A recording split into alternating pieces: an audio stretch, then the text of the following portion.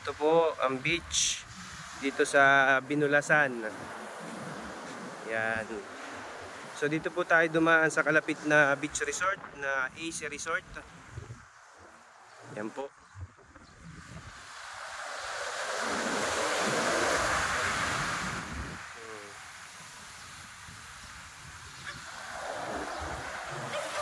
Yan. So ito po yung sinasabi naming magiging daan kapag kayo po ay nakabili ng property. So ito po yung access po. Ito po magiging beach. Yan.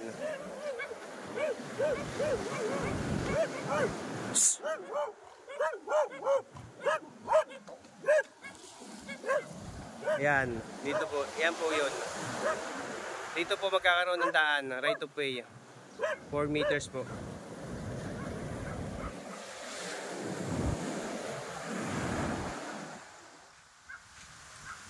Doon na po yung property. So ito po ang magiging right of way access po sa beach dito sa dagat. Yan.